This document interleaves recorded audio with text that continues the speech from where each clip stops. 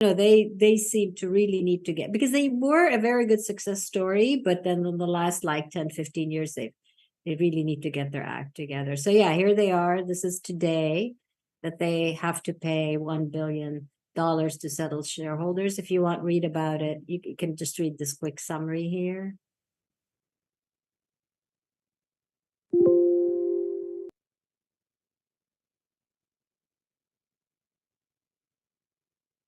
So this is not about the scandals that happened. This is about not doing enough to recover from the scandals in a timely manner. So yeah, just wanted to share that with you. Any comments?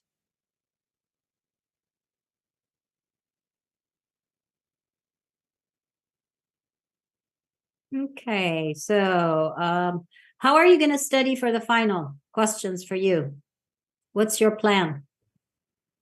I think going over the homework as well as the textbook, and actually just mostly the homework and textbooks, really. You don't prepare summaries? Does anybody here prepare summaries of each chapter? No? Grima, you do? Good. That's really the best way to study, is once you've done your homework and the reading the textbook, just put a 1-page summary for each chapter. And the chapter summaries are good, but they're not enough, because they don't give you the formulas and stuff, but they're good. They're a good starting place. They kind of capture, I like those summaries at the end. It helps you summary for each chapter. And if you have a friend in the class or a colleague that you talk to, you can exchange your summaries. That would be very helpful. All right. Nathan, how are you preparing for the final? What's your plan? I like to hear go from through all of you. I like to go through all the homeworks that we've had, and just do problems like that, whatever shows up in the homework. You go over the homework. Okay. Yeah. Helen?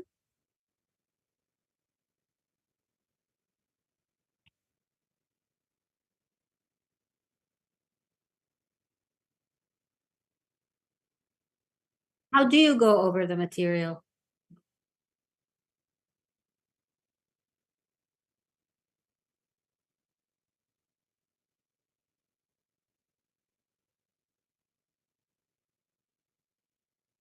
Okay.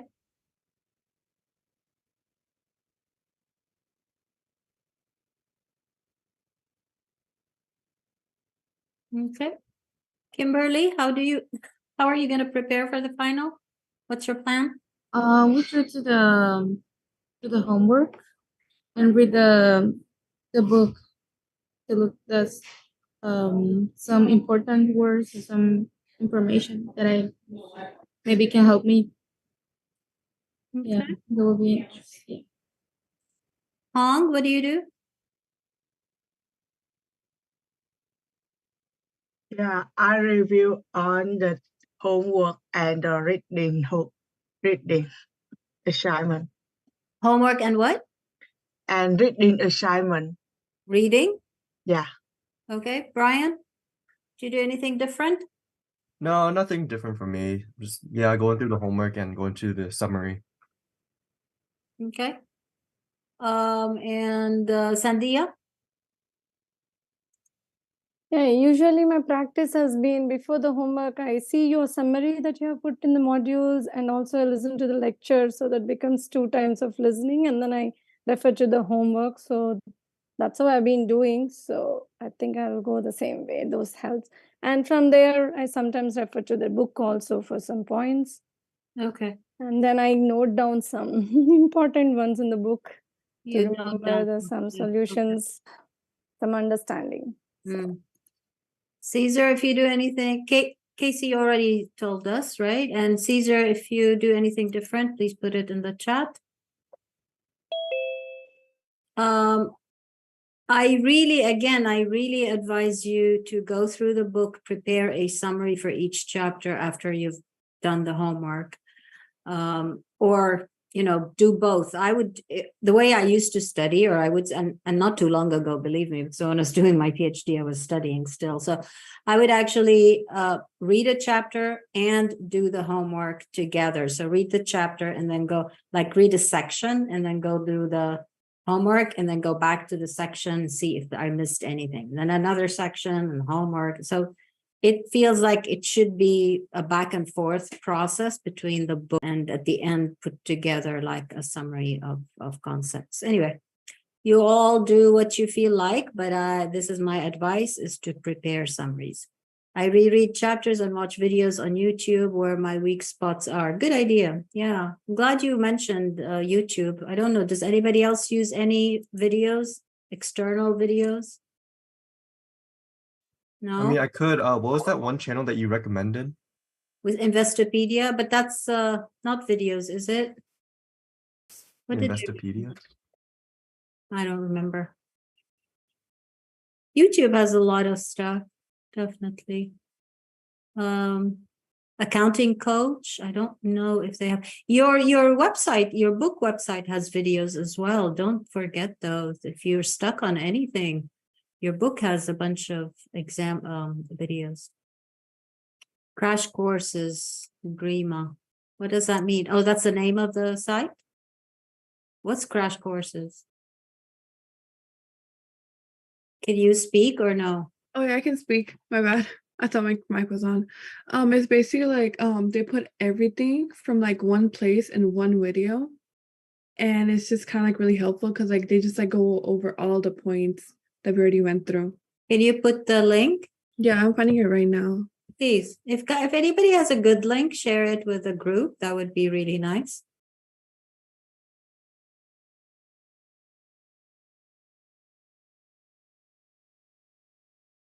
Crash course isn't great for acting. We're not acting here. Yes, Khan Academy. Yes, that's the one I recommended. Yes. They are really good. I don't know if they have accounting videos. They do. Yes, they do. That's how I know them, through accounting videos. Okay, guys. Give you a minute if you have anything to put in the chat or if you want to comment before I go over our agenda. Thank you, Grima.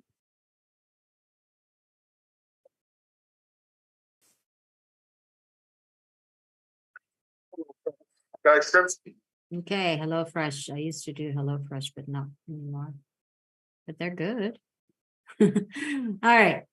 I'll look at it after the class. So we're going to go over a review of chapter 3. So let me share the agenda. Where is my agenda? Here we go. And I need your input, guys. I need you to contribute, please. So here we go. Even if you mess up, don't worry, just try to contribute. It makes life a lot better for everyone. So we're going to start by talking about the different types of adjusting entries. Don't rush to your book trying to find what it is. Just hold off for a minute. These are what we're doing. Let me put them in.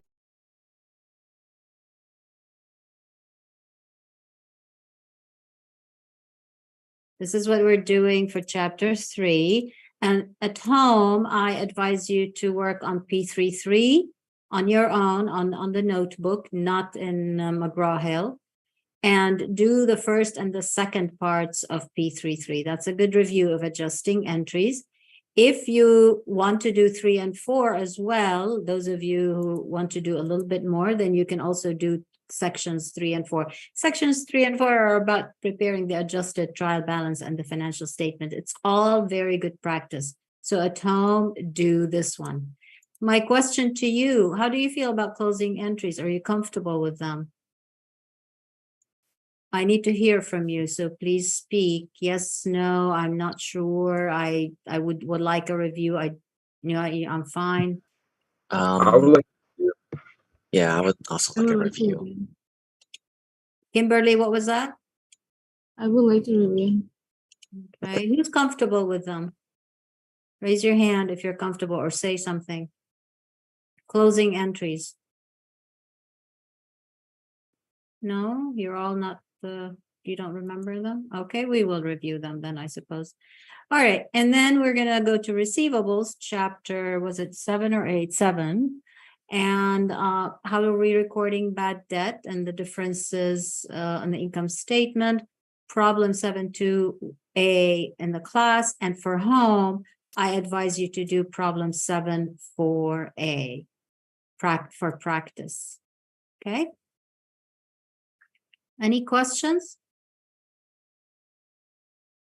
All right, we can get started with the adjusting entries. So let's kind of summarize to begin with why the adjusting entries, what do they do really? So I've gone over this, but let me repeat it again. So on January 1st, our accounting firm, please focus, purchases office insurance for $12,000 for 12 months. The date are important, January 1st, beginning of the year.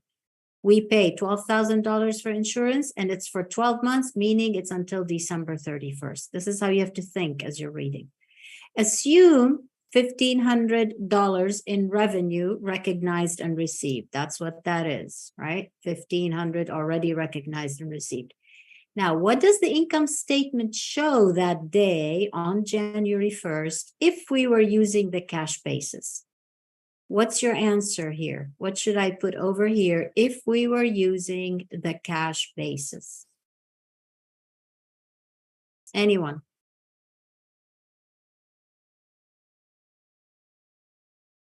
Really? You think it's such a difficult? 1,500. If we're using the cash basis, Casey. Mhm. No, not the accrual basis. If we're using the cash basis, what's the expense that I put here? This is an income statement. Revenue minus expenses equals net income. So if on the cash basis, what's the expense related to the insurance? Your purchases with office insurance for $1,200 or $12,000. The whole thing? Yeah, no. You're right. It's the cash we- basis. Cash basis assumes that we are expensing everything that we're paying. That's the whole idea of cash basis. We don't like it in accounting, but that's what it is. That's what we do in our normal life, right? The Yes. cash spent is my expenses, right? I have Yeah. more expenses this month because I paid $12,000 in insurance. That's what we say, right? But that's Yes. not what companies do. So if we were expensing the whole thing, if we were using the cash basis, my net income would actually be a net loss of 10,500. Is it clear why? Yeah, Yeah? yes. Grima, is it clear why? Why the cash basis results in a loss? Yeah. I'm expensing the entire amount, right? Now, let's change this to accrual basis.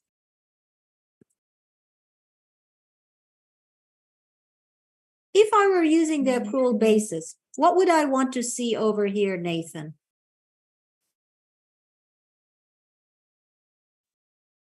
What happened? Why is this? Nathan, what Yeah. would I want to see if I'm using the accrual basis, which is what we use? What should my expense be on the first day? Or let's say January 31st. 1,500. Not really. That's the revenue. 1,000. The expense would be 12,000 over 12, and that would be only $1,000. Big difference in net income or loss, right? Big difference. But that's only for the month of January, right? And that's what we want in accounting. We want to take that 12,000, spread it over 12 months of expense. Is that clear? Is the idea clear, the difference between them? What about February? If this were February, Anthony, if this was February and I was using the cash basis, what would my expense be? Let's see. Would it be 0? Absolutely. It would be zero. So my net income would be 1,500 because I didn't spend anything. And Sandia, what if I was using in February the accrual basis?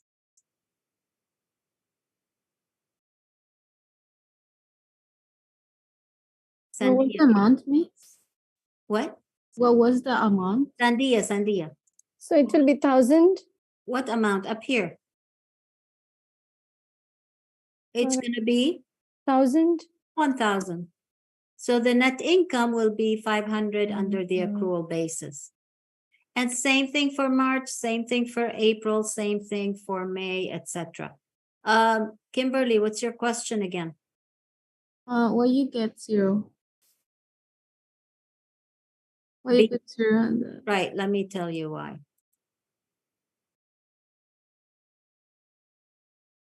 Read the problem. According to the cash basis, we expense anything that we pay. Anything that we pay is considered an expense. How much did we pay in February? This is February.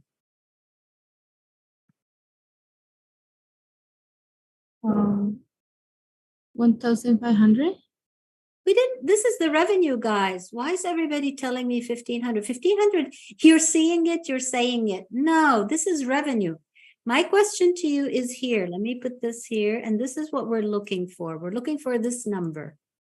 What should the expense, revenue minus expenses equals net income? The question is, if my expense is based on how much I spend, did I spend anything in February? Read the problem. No. No. We didn't spend anything, so then the expense is zero. That's if it's a cash basis. But if it's for the accrual basis, we don't care about the spending. We care about when expenses are incurred. And so over here, we have the 12,000 divided by 12 months, and that would be our expense over here. So our net income is $500, 1,500 minus the 1,000. Okay. Yeah. Are we good? Yes. Great.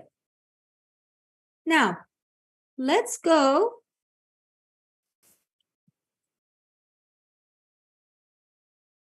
to, oh, this over here. Try to squeeze your brains, try not to look, and try to remember what are the different types of adjusting entries, and throw out words, even if they're incorrect. It does not matter. What are the different types of adjusting entries? Anyone, speak up. Investing. What is it? Investing. Investing. Now, investing, remember, adjusting entries are those that we do at the end of the month. Investing is not a journal entry, is it? No. It's not a type of adjusting entry. Those are the ones that relate to change, you know, like if I were spending money earlier, now I have to expense it. If I did not record any revenue, now I need to record it. Try to remember anything. Prepaid expenses. Very nice. And we call those deferred expenses. And under deferred expenses, we have three types. We have prepaids, we have something else, and something else. Anybody remembers? We studied them not just in chapter 3, we studied them throughout. So try to remember. Nathan? Estimations. Like bad debt or so. Yeah. Those, what, these are not prepaids, these are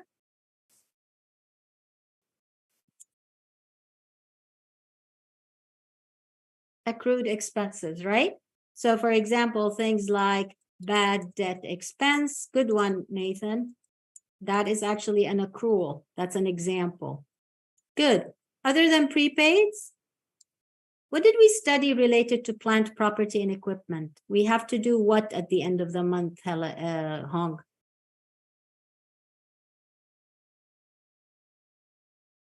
What do we have to record at the end of the month related to bad debt expense? Related to plant, property, and equipment, sorry. So you need to debit expenses We need to record because depreciation, right? yeah, Depreciation, right? depreciation expenses. Depreciation. We need to record depreciation. That's part of deferred expenses. Yeah. And then finally, the third one with related to deferred expenses Is is supply. supplies. Well done, well done. So that's one. Now, if you know accrued expenses, what else do we have, Kimberly, here? What else might, if we know accrued expenses, what do we have here? Kimberly. Machine. The word accrued, there's also the word accrued here.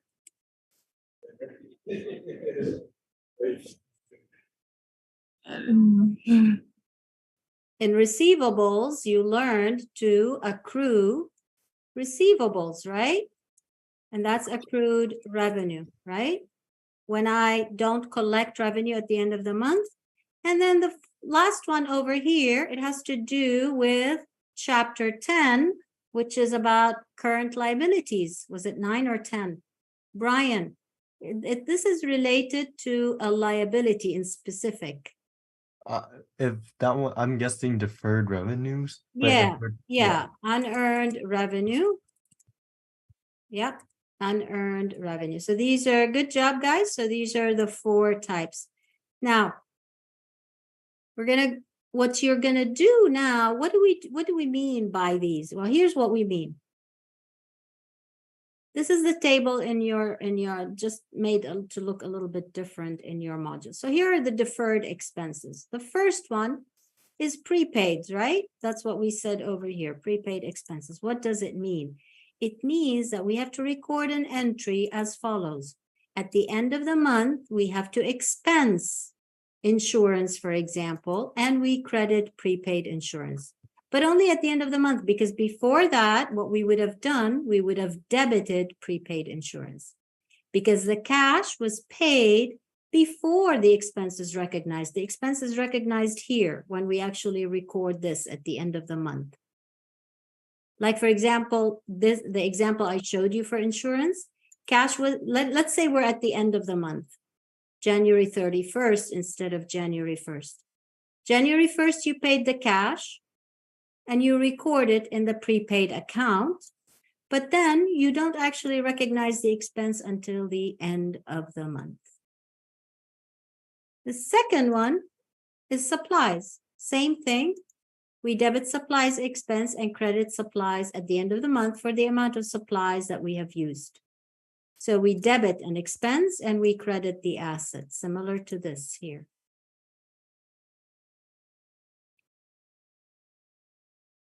Depreciation is not that different. We debit at the end of the month, we debit depreciation expense, and we credit, rather than an asset, we credit a contra asset account, which is accumulated depreciation. So if you see the thread between the common pattern between these 3, same thing. I'm recording a debit to expense and a credit to an asset or a contra asset account.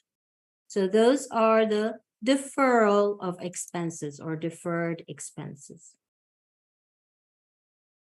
I see some of you writing, so I'll give it some time. In the meantime, if anybody has any question, please ask.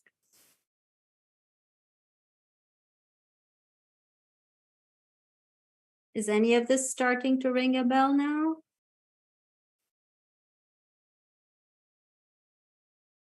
I don't see heads nodding. Looks like somebody needs to do a review.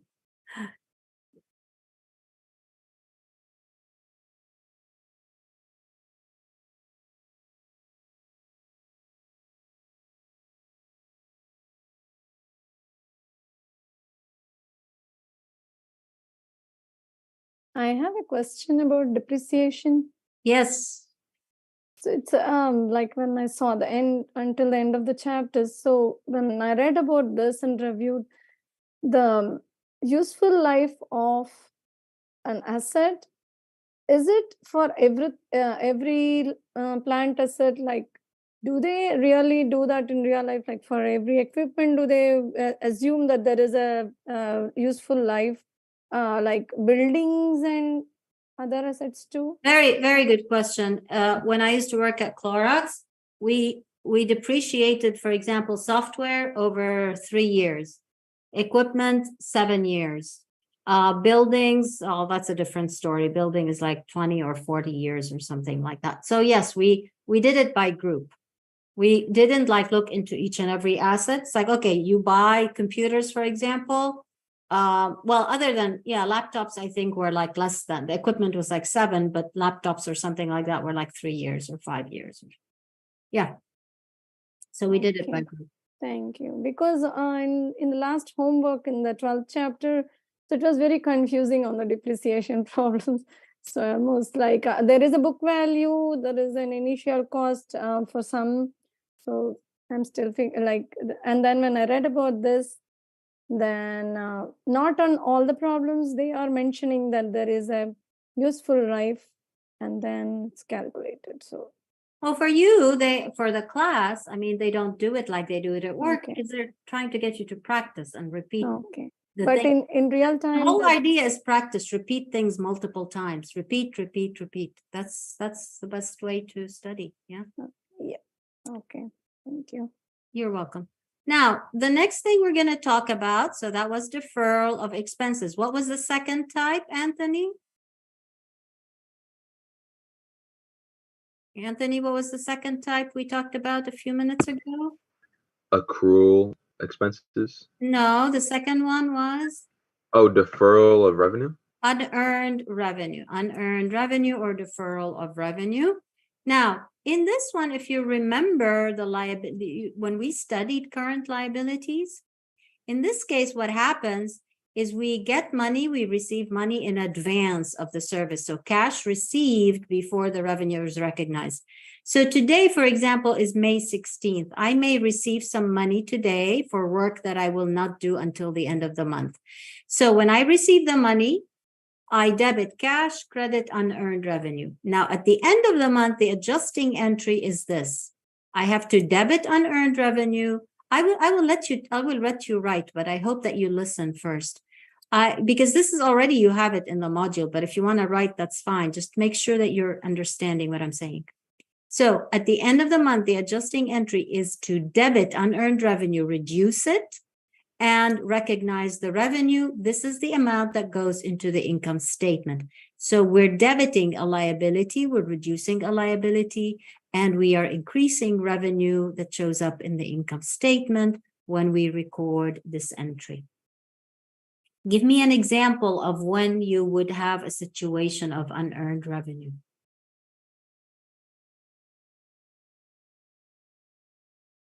A concert. Yes, repeat, do the whole thing. Yes, don't give me a word. Good job. It's a good example. Tell me what happens. Try. When you sell it, me? Whoever said concert. Oh, okay. When you sell a ticket and the concert hasn't started yet, or the performance hasn't started yet. So when you sell a ticket, what do? Let's say you You- sell it for $100. Oh, okay. So it's $100 in unearned revenue. What do you debit? What do you credit? My God, I have to You pull the words. When you sell the ticket, today is May 16th. You sell a ticket for $100. Good example. So you debit unearned revenue by $100. You debit cash, my dear. You debit. Oh, because you gain cash. Yeah, obviously. Yeah. Okay. So you This is gain not cash. that. This is what you're talking about. Yet is not the adjusting entry. You're Mhm. talking about the cash received at this point, right? Today, Yes. you receive the money. You debit cash, credit. Yes, you debit cash because it increases, and then you credit unearned revenue. Yes, unearned revenue. Now, let's say the concert is May 30th. On May 30th, you do this. That's the adjusting entry. On May 30th, you debit, walk it through, you debit Oh, unearned revenue, for $100 and credit $100 too. revenue, credit revenue for $100. Good job. Good example. Very good example.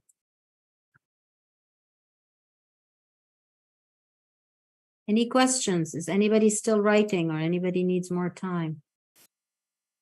If you do, speak up. I need more time. Okay. In the meantime, I'll close the door to my balcony because it's a bit noisy outside.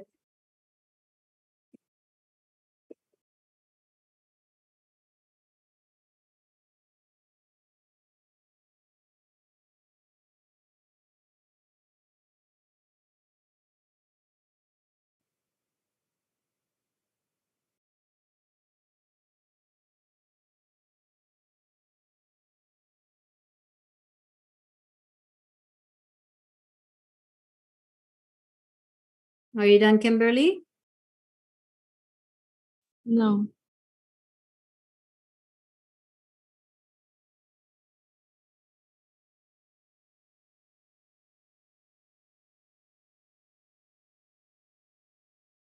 For the rest of you, you can think of what's the next one. Try to write the next two. Try to think about what is the journal entry related to it.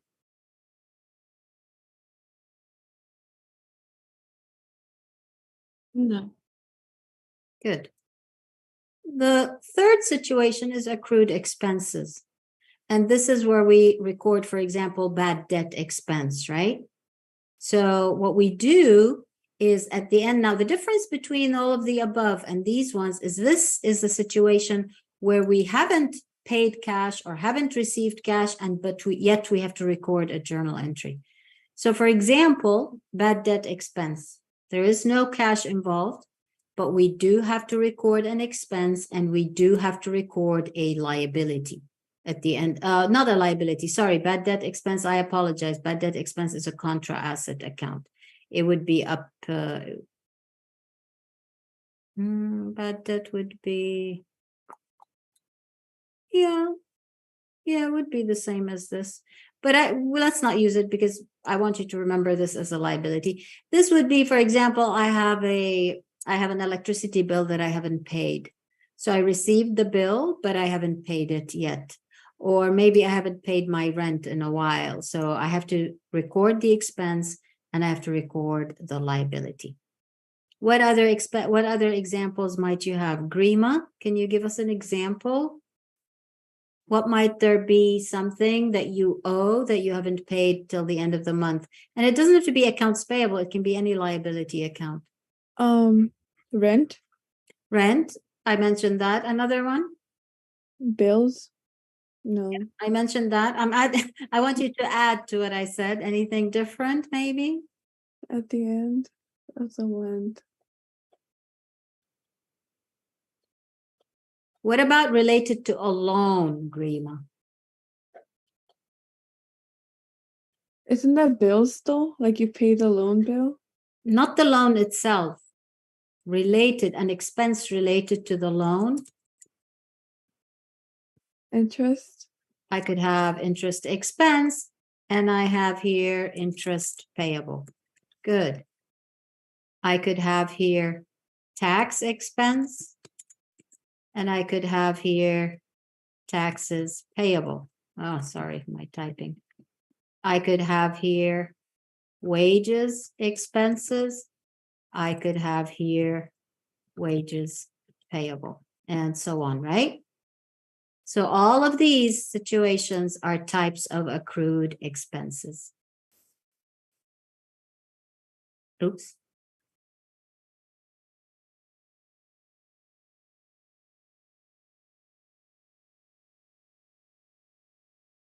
This is important. What type of account am I debiting? What type of an account am I crediting? Because this shows that the effect on the financial statements. As you can see, I'm expensing, reducing net income, I'm reducing net income, I'm reducing net income, I'm increasing net income, and I'm reducing net income. So there's an effect in every one of these on the income statement. There's also an effect on the balance sheet. I'm reducing assets over here because I'm crediting assets. Here, I'm crediting assets, reducing it. Here, reducing assets. Here, I'm reducing liabilities. And here I'm increasing liabilities. Finally, the last example is accrued revenue. With accrued revenue, I haven't received the money. I did the work, didn't receive the money yet. Could be interest, could be interest receivable as well, could be accounts receivable. Whatever it is, I am debiting the asset and crediting the revenue. So for example, I do work and I haven't received the money. At the end of the month, I have to record that revenue. Maybe someone owes me interest. I would record interest receivable, credit interest revenue. Somebody owes me rent. I debit rent receivable or accounts receivable, and I credit rent revenue. I could do this, for example. Accounts receivable, and here I might have rent revenue. I could have here interest receivable, and I would have here interest revenue. So now I think you see how in the next chapters after this, the last few chapters, we've done a lot of adjusting entries, examples of these things.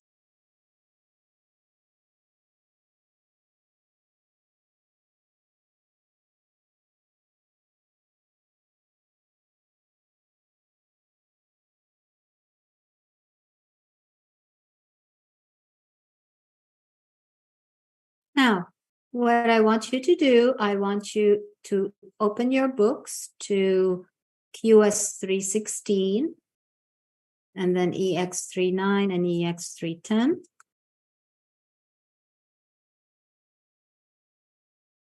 Are you done writing, Kimberly?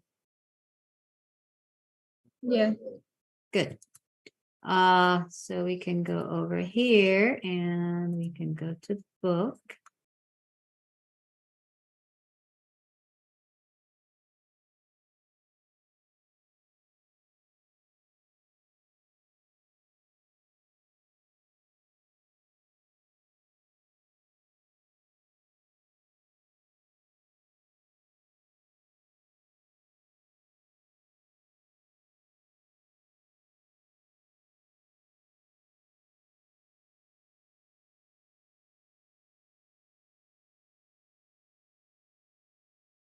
What was the number? 360.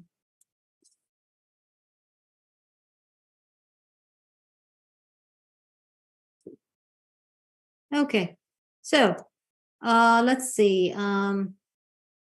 Let's start with Sandia. Could you read and do the first one? For the entries below, identify the account to be debited and the account to be credited. Indicate which of the accounts is the income statement account and which is the balance sheet account. So A is entry to record services revenue earned that was previously received as cash in advance. What kind of a situation is this? It's accrued revenue, no, deferred revenue. So it's an unearned revenue situation. Unearned revenue. Because this was the sentence, the statement that cash in advance. Right. If they stopped here, we would have done accrued revenue. But when we continued here, that means that we received the money before and now we have to recognize the revenue, right? Yes. Okay, so that's an unearned revenue situation. Which accounts in the income statement are affected? So unearned revenue, in the income statement, which account in the income statement is affected? First, let's start with the income statement. The revenue, the services revenue credit will be affected in the income statement. Rather than say credit, it's increasing, right? Revenue is increasing. Good. Because the normal is credit. Okay. Now, what's happening to the balance sheet? The unearned revenue is decreasing its liability. Liabilities are decreasing. So it's basically this situation here. Liabilities are decreasing, revenue is increasing. Good, very nice. Next one, Nathan, please. Entry to record wage expenses incurred but not yet paid or reported. What type of a situation is this Is first? an accrued expense. Good. And so it would be a wages expense debit, and then you would credit an accounts payable. Okay, rather than tell me debits and credits, tell me the expenses are increasing and net income is decreasing, and then liabilities are increasing. We're trying now to take it a step further and say, what is the effect on the financial statements? Good job, Nathan. Thank you. Let's see, Casey.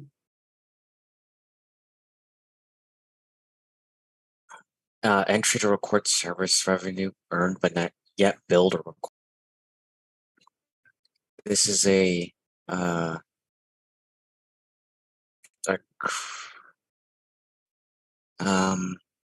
this is not an accrual account, right? Or no?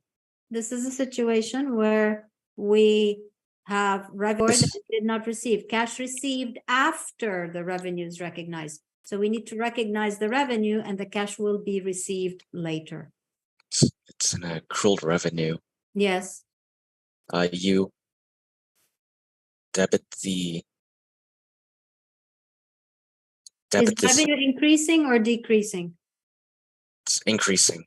And so net income is good. What's happening to the rest? Is there any effect on the balance sheet? Revenue is If revenue. if you're debiting accounts receivable, You you credit accounts payable. no, that's not my question. If you're debiting accounts receivable, what's that doing to the balance sheet? It's increasing. Increasing what? The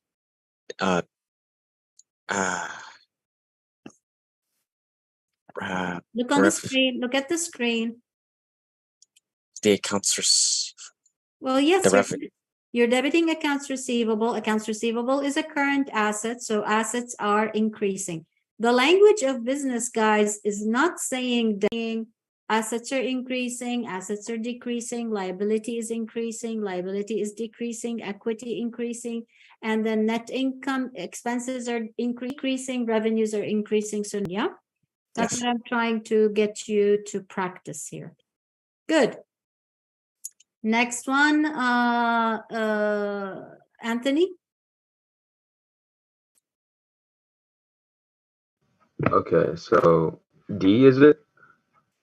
Yeah. Okay. Entry to record expiration of prepaid insurance.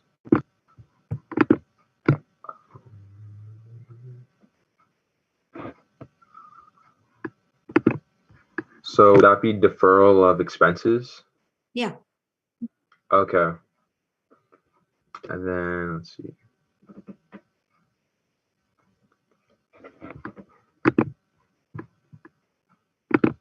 So it would be credited. Prepaid insurance would be I don't want to credited. hear debits and credits. Oh, okay. You can do it in your head, of course, but then tell me what's it affecting: assets, liabilities, and expenses, revenues, increasing, decreasing.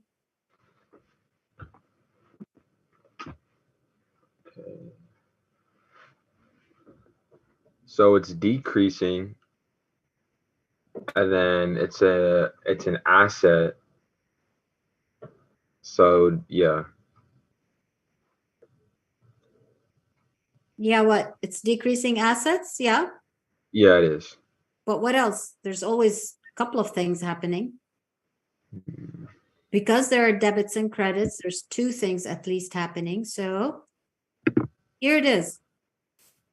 If this is the debit and this is credit, that means expenses are increasing and assets are decreasing. Right. We're increasing expenses, so we're reducing net income, and we are decreasing assets on the balance sheet. And then finally, Helen?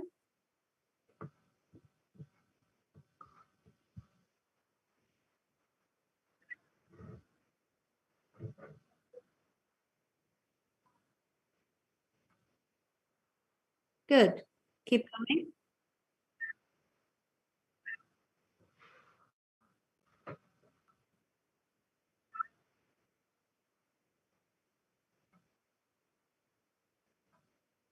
Contra assets increase. Yes, because it's a contra. Good job. Contra asset is a credit. So the contra asset itself increases, but that means assets are decreasing, right? Because contra asset is the opposite of an asset. So if it increases, assets are decreasing. Good job, Helen. All right, let's take a break. Come back, and then when we do, you will work on EX39 and 310. At the rate we're going, I don't know if we will be able to do this time. So let's just focus on finishing this chapter, EX39. All right, so break until 1:45.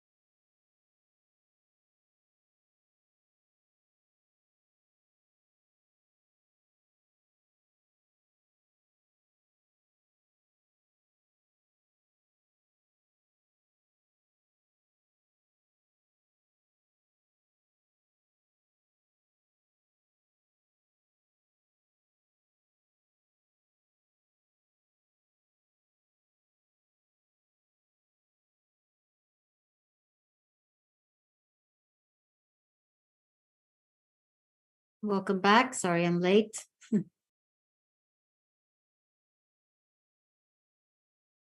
I don't see you. I only see Casey. Hi, Casey.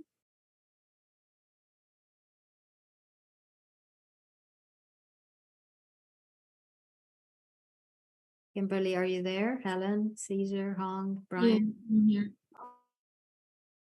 Good.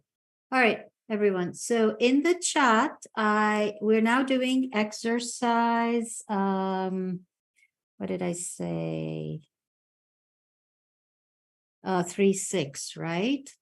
So in the chat, I put in who should do what.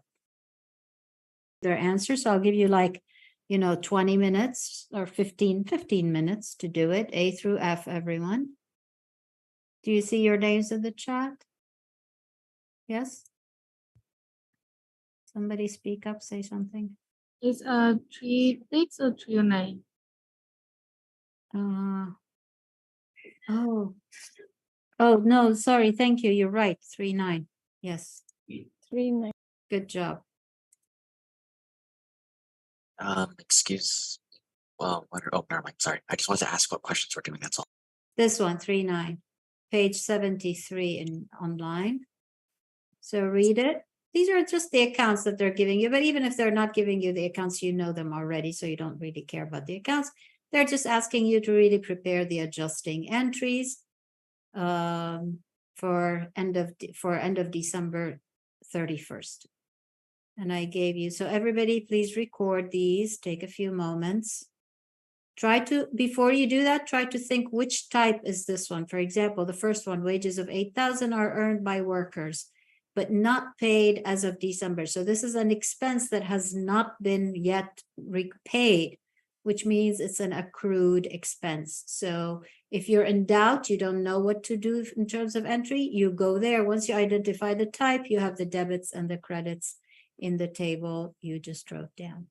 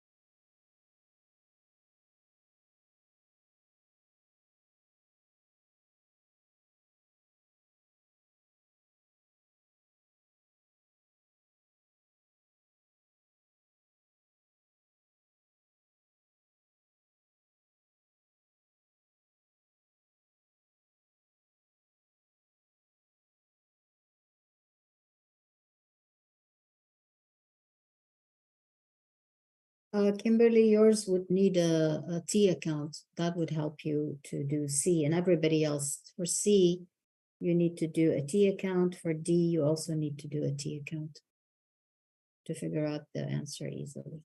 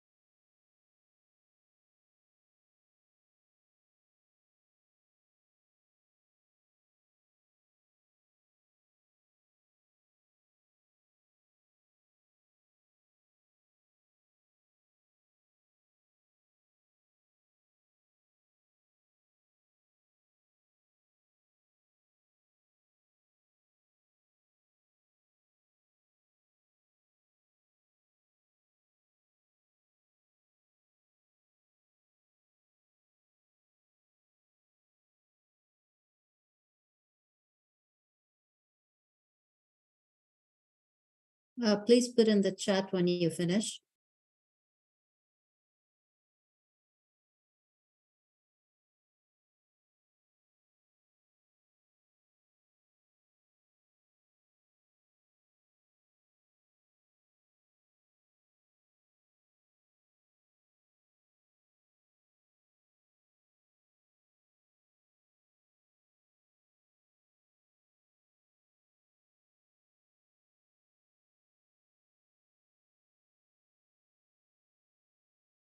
Okay, Kimberly, you're not putting your answer in the chat. You're actually going to present your answer at the end. But for now, when you all finish the work A through F, put it in the chat that you have finished, please.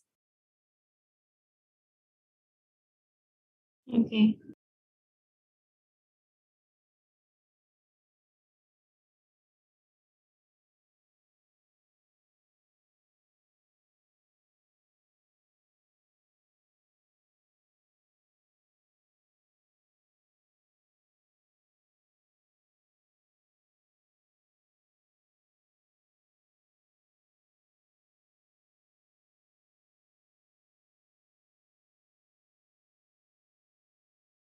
Thank you, Sandia.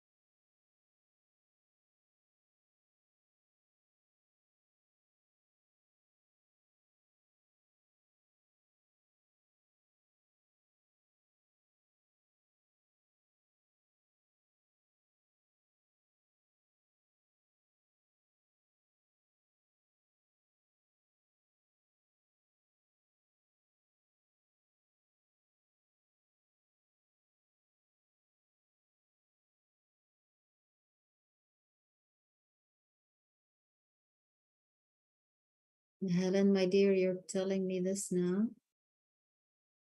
All this time has passed. Can you turn on your camera, please? What's the story, Helen? Wow. Did you try McGraw-Hill?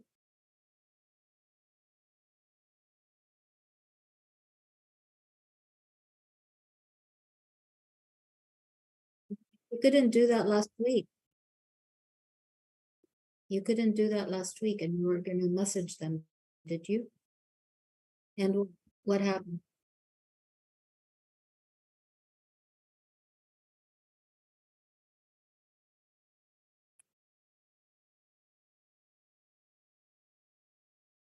You look on, just Google McGraw-Hill support. And even in Canva, like if you click on McGraw-Hill, there is the support in your class. You go to your, can you open McGraw-Hill your class, right? In Canvas, can you open it? Fine, there's a support place somewhere. So let me go see where it is. If anybody knows, help us, please.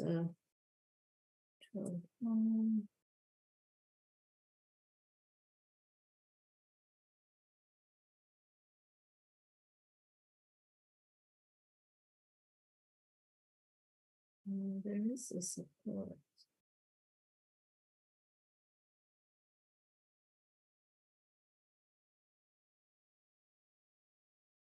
Here you go. So let me share. Should have mentioned something because time is going by and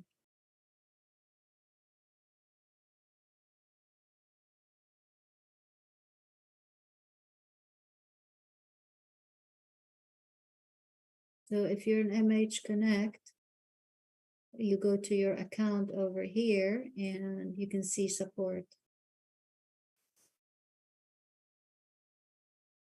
And you can contact us. They respond.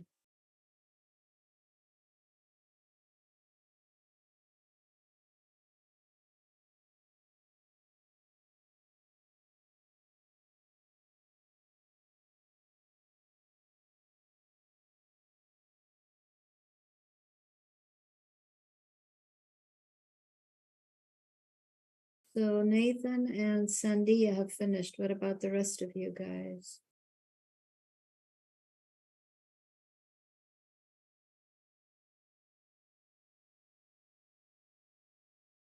About halfway. Okay, thank you for telling me, Brian. Casey, where are you? Almost done. Good, I'm on my last one. good.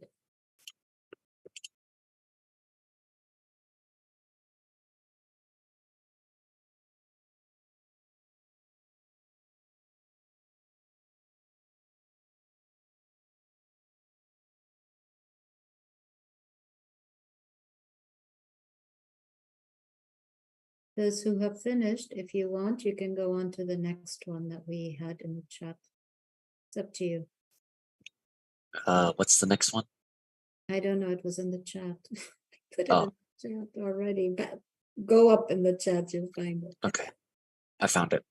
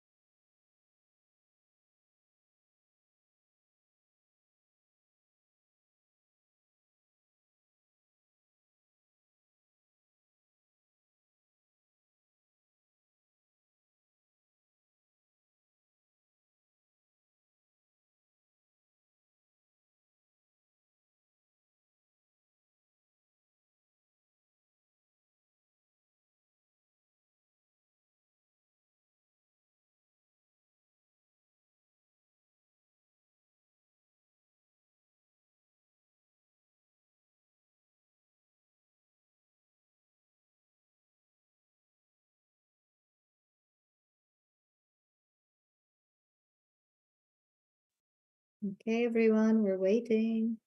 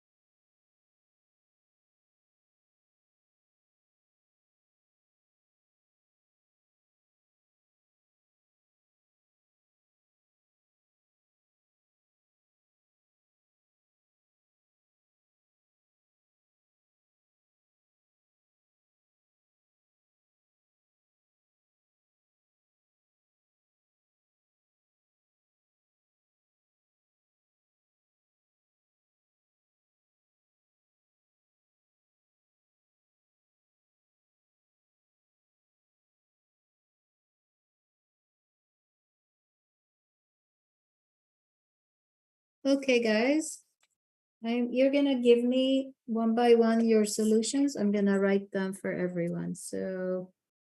And I don't remember the order and I'm not gonna look at the chat, so you just get started. I think the first person was Sandia, so go ahead, Sandia. Give us please your first entry. Is it E or the first entry? Who, what do you mean? Ah, Yeah, who was the I first? do the first one. Oh, Hong, sorry. Yeah, go Yeah. ahead. So for A, this is a curious expense. So I debit with expense and credit with payable. What's the amount? 8,000. And I was mistaken. I should have put the date, 12/31. 8,000. Good job. Next one.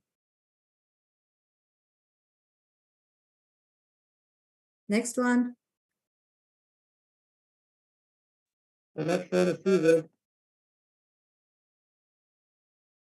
Caesar, you haven't fixed the microphone thing throughout the semester. My goodness. Type it in the chat, please. Thank you.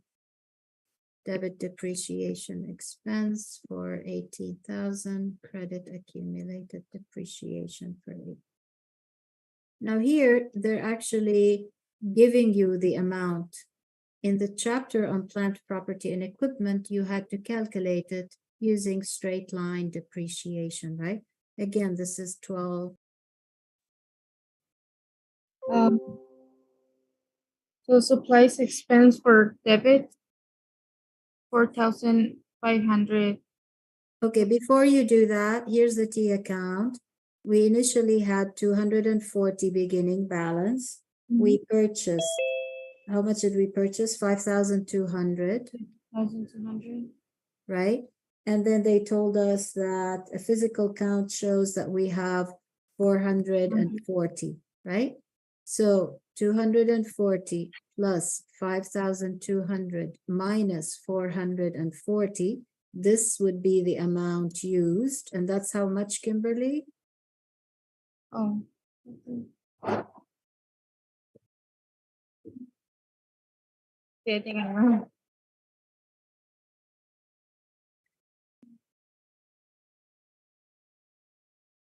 This is what they call available or the physical count, right? We're looking for this number, There's 5,000. 5,000. Okay, so that would be our journal entry for the amount used, and that would be, what's the debit? Kimberly? Kimberly, what's the debit? Supplies expense. And the credit, Kimberly? Is asset.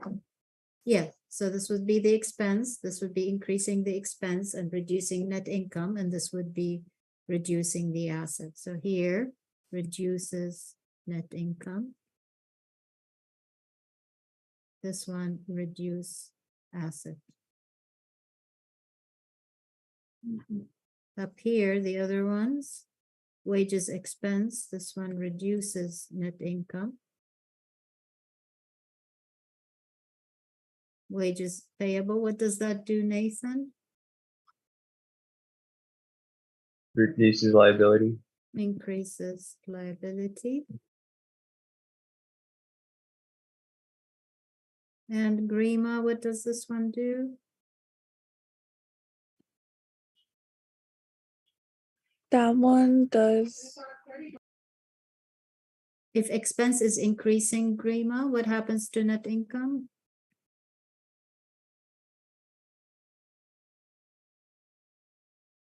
If expenses increase, net income Decrease. decreases. And accumulated depreciation, this is reducing assets. And D, who's doing D?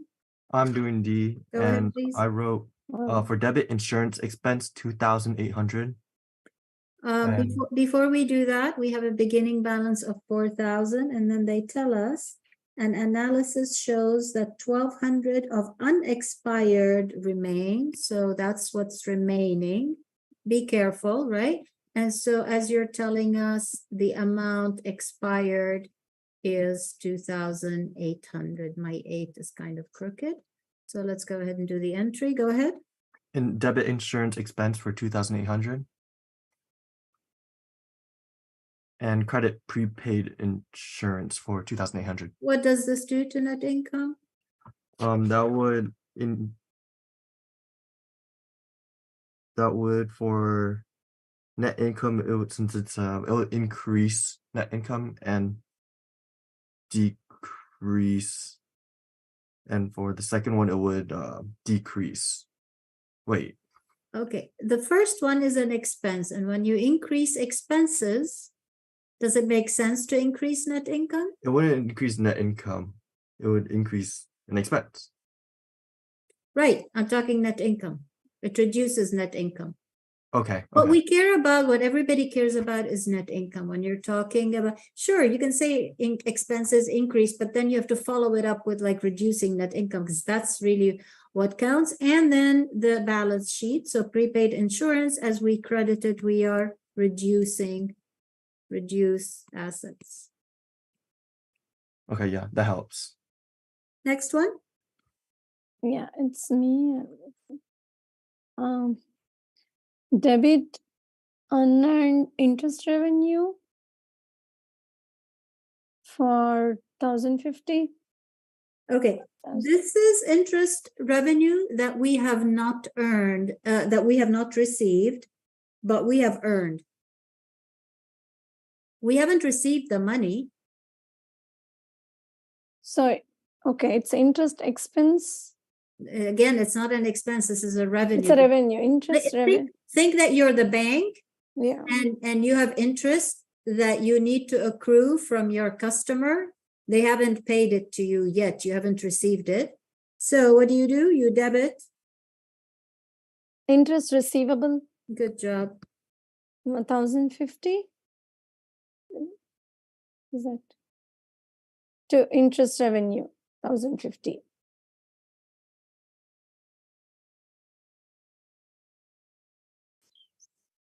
And here I forgot the two. That's okay.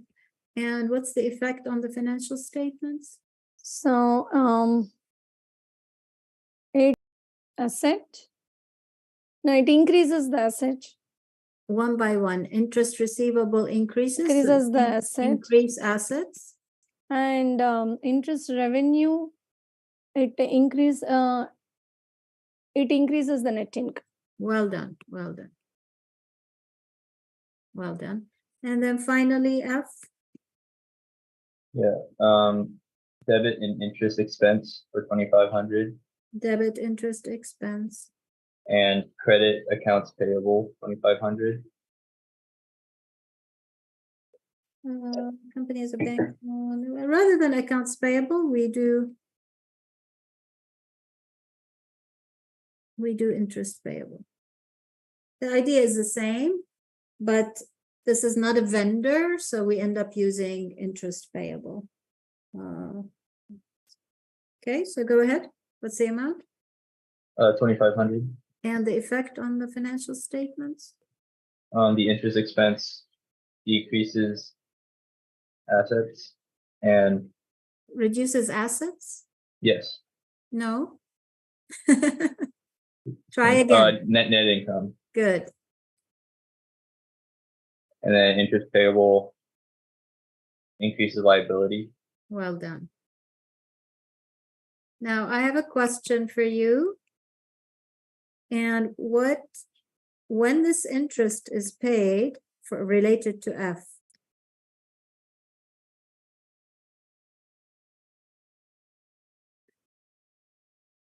Five days later.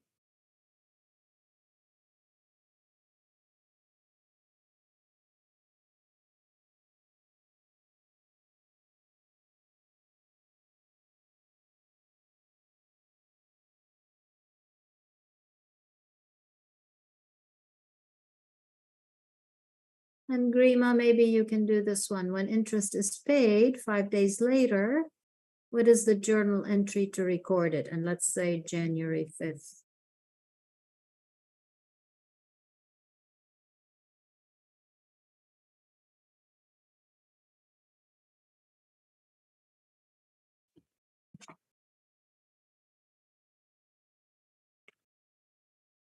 is it gonna be? Do we debit the interest account and credit the accrual? So you want me to debit what? Interest what? There's multiple Expense accounts account? here. There's like 3 accounts: interest receivable, interest expense, interest Interest payable. expense?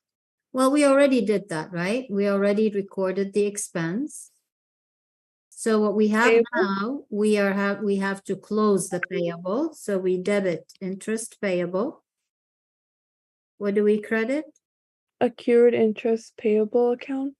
Well, there is no accrued interest payable account. The payable account itself is a liability.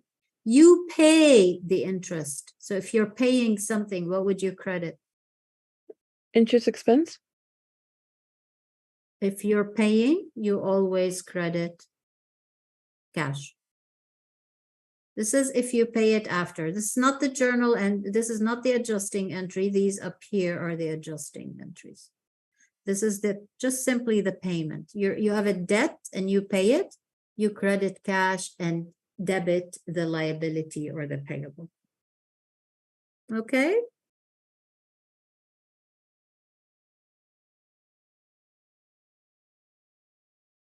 Any questions? If you did not do any of these correctly, ask a question.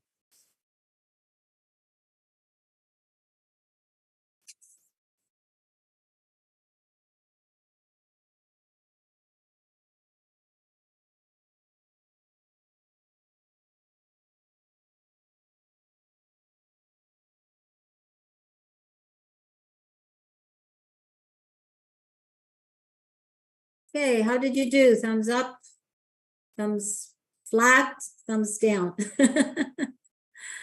Okay, good, good. Anthony, I don't see any thumbs. Rima, okay, okay. Okay, all right. So we need to study a little bit, right? We need to review, obviously. Good. So this will probably motivate you to do spend a little bit more time, hopefully today, tomorrow on it. Okay.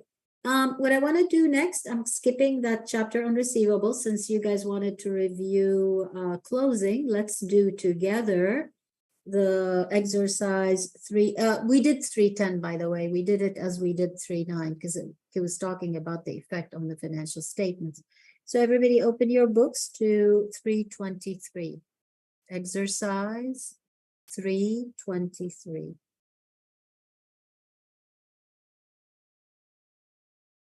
Helen, I don't know how you're managing if we don't have a book.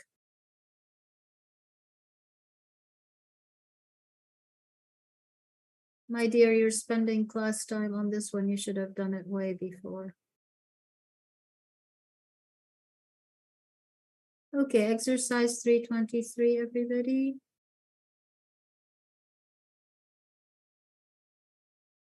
So this relates to question 321. In 321, they're giving us a trial balance.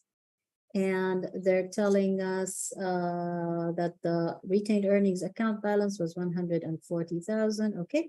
Now, using Wilson Trucking Company's adjusted trial balance from exercise 321, prepare its December 31 closing entries. So let's do it together.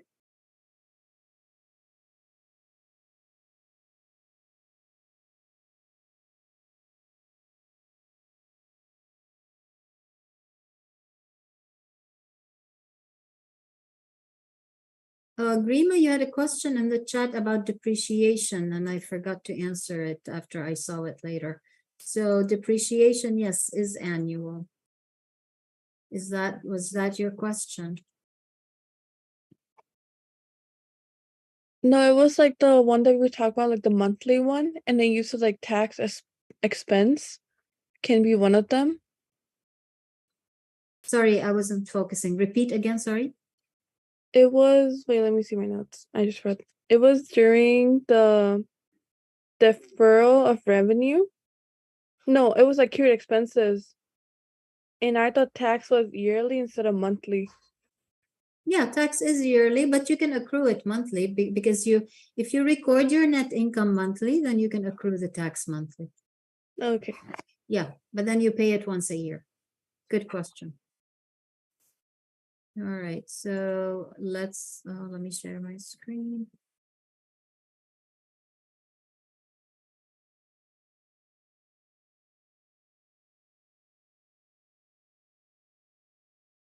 Okay. So doing the closing entries. Does anybody remember anything about the closing entries? Anything? Share anything that you remember, please.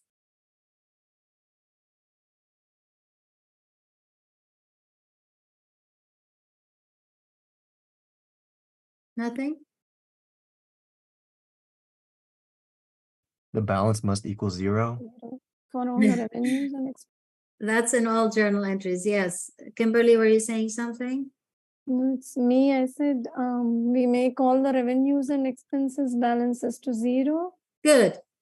That's the objective, absolutely. We want to zero out all the expenses and the revenues. So step 1, close revenue accounts in income summary account. So Casey, look at the Yes. trial balance that you have in front of you.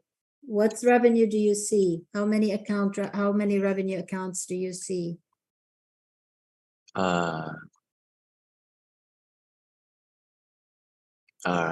Trucking revenue.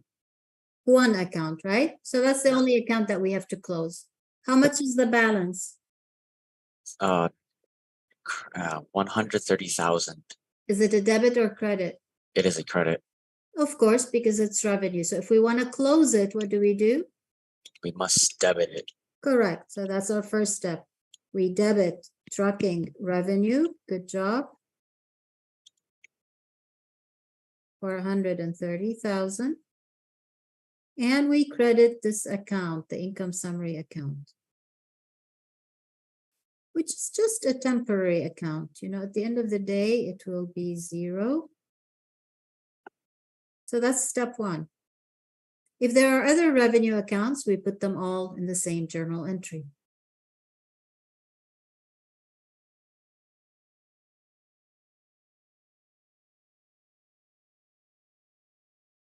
Who wants to do step 2? I'll write it and I need a volunteer. Close revenue.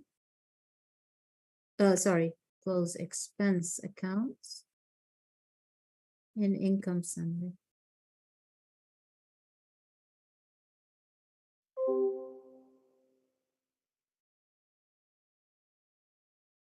I need a volunteer.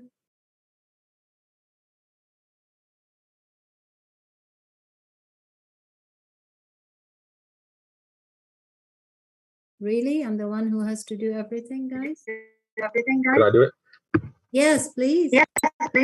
Okay, so in total, there are 4 expense accounts. Mm-hmm. The first one is depreciation expense, trucks. Right, but what do I do with them? Debiting Oh, and you- crediting. Okay, you would credit all 4. Good. And what do I debit? Income summary. Good job. So we will leave the amount. And start credit. Go ahead, help me with the credit. Okay, so it'd be 23,500 plus 61,000 plus 8,000. No. Do them one by one. Okay. So depreciation expense is 23,500.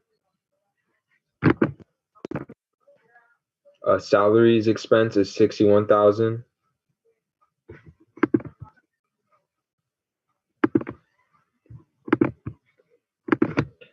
Office supplies expense is 8,000. And be careful, guys. Supplies expense, not the asset.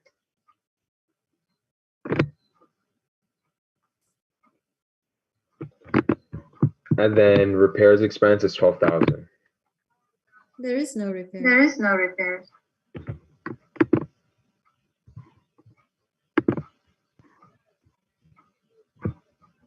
Are we looking at the same? On 321, Yeah. it says repairs expense. Okay, I'm looking at the hard copy. Okay. It says interest. Is it the same amount? Yeah, 12,000. Okay, so let's do. Okay, so let's do. How much? Okay, how much?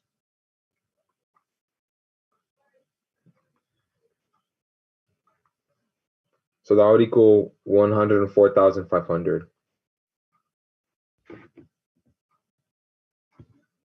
Nice. Nice. Now here's the income Here's the summary. income I need it for step 3. I need it for step 3. Okay, you can. Okay, you turn me can off. turn me off. Enough of the echo. Okay, thank you. Good job, Anthony. So in the first thing, we credited the income summary for 130,000. In the second entry, we debited the income summary for 104,500. So then the net over here is 25,500. That's the balance and it's a credit. So in order to close it, step 3, close income summary account.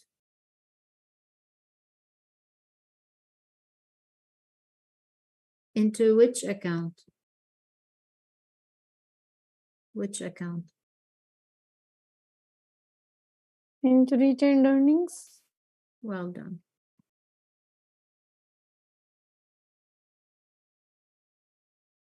So let's do it. Since the balance is a credit, we're going to debit it.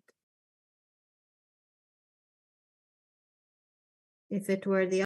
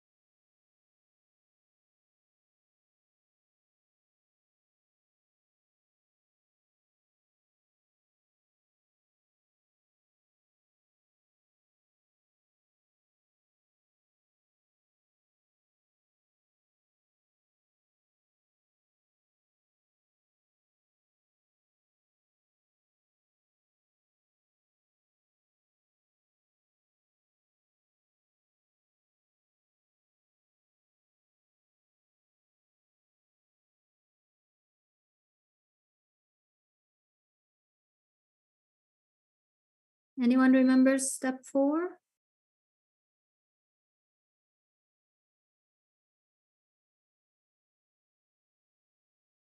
Brian? No? We close all the temporary accounts. We close the revenues and expenses and the, And then we do dividends. yeah.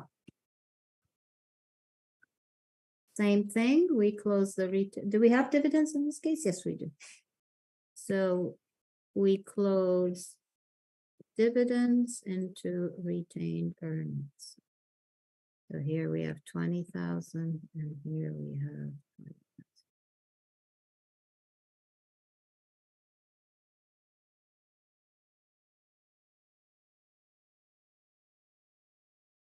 And that's it. We're done with the close.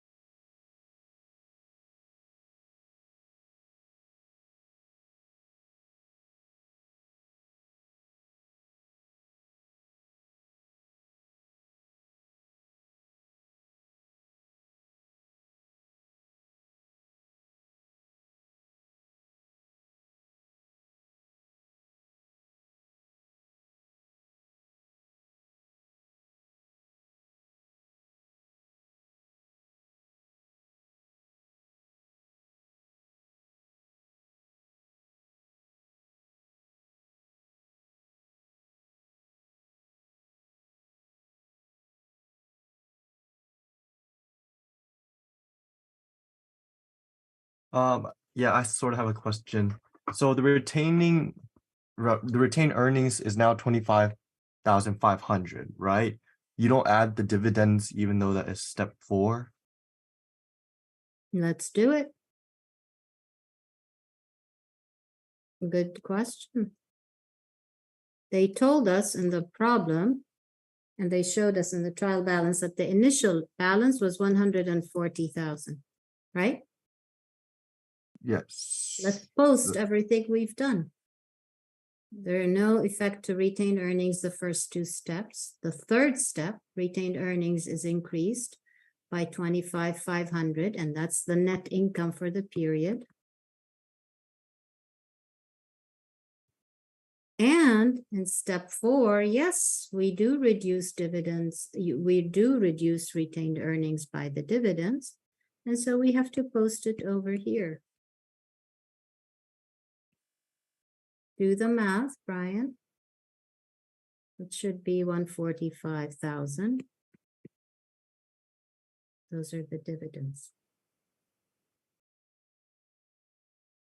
So this would be the same as if we were preparing the retained earnings statement. Remember, the retained earnings statement says beginning retained earnings, which is 140, plus net income, which is 25,500, minus dividends, which in this case is 20,000, gives me ending retained earnings. That's exactly the same. We prepare this before we do the closing. We prepare this entry before the closing. We prepare the financial statements before we close, which is exactly why we have to do this close. To update, one reason we do the close is to update the retained earnings account so it actually does reflect what the ending balance should be.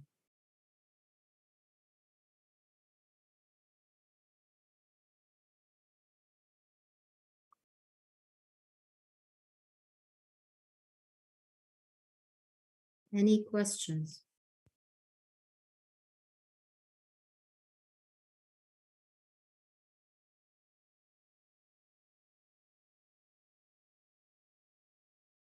Can I stop sharing, or does anybody needs the screen? Could you scroll up, please? To where? Just right there, it's fine.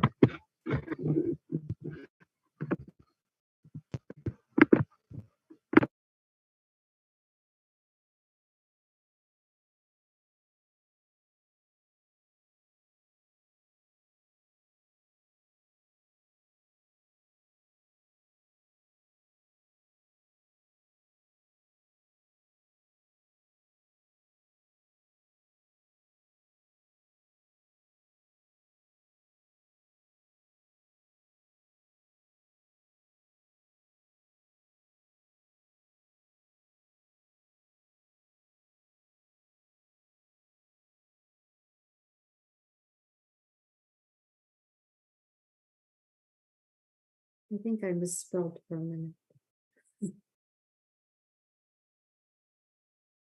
Are we done?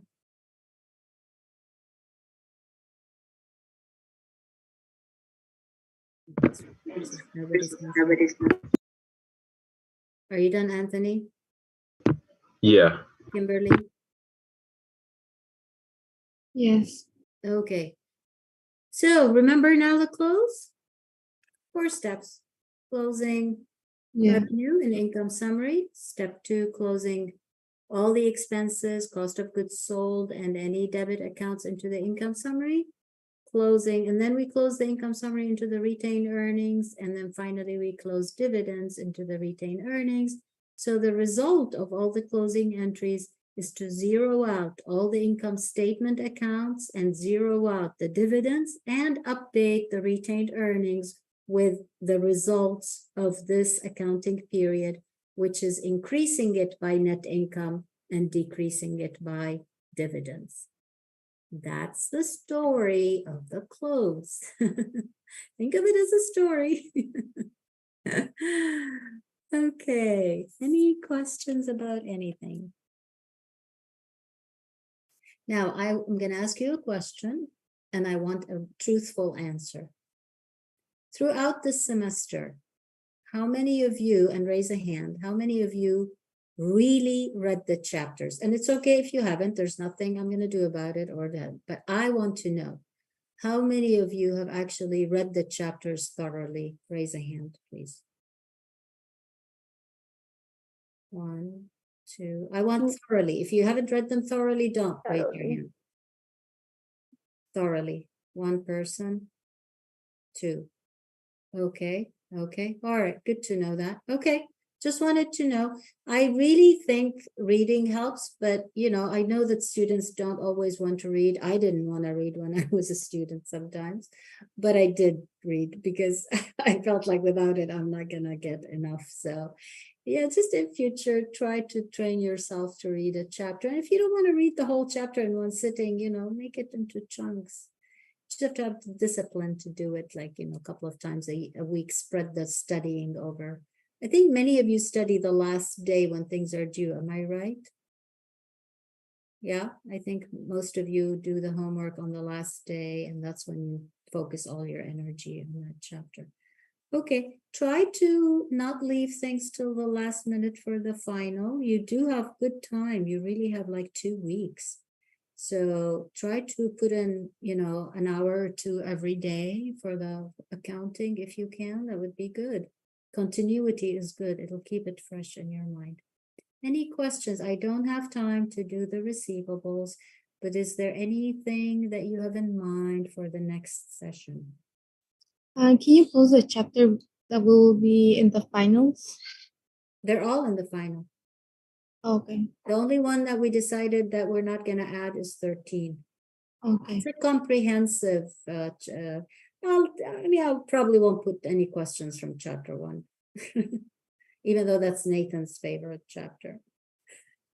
But yeah, I think I won't. Yeah, so kind of like start studying with chapter 2. There were some things, though, I think I told you that were not included. So I will prepare something for you, that the things that you can exclude, but really, generally speaking, start with chapter 2. Practice, practice, practice.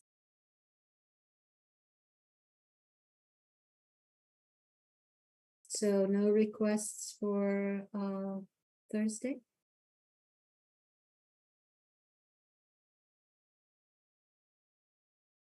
Okay.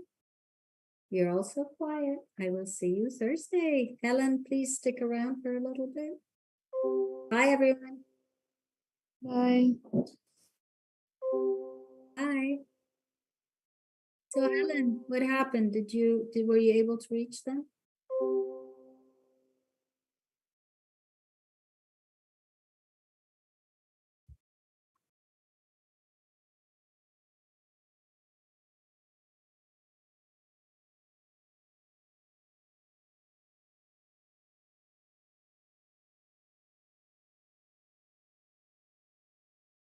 That's it? That's all there was to it? And you weren't able to open your book all this time? All right, see you later. Please try to make up. You lost, since your trip, you haven't really been able to catch up much. Am I right? Seem to have lost a little bit, but please, try to take advantage of the next couple of weeks and catch up as much as you can. You're welcome. Well, no, I mean, just study all the chapters, just get started. Okay. You're welcome. Bye.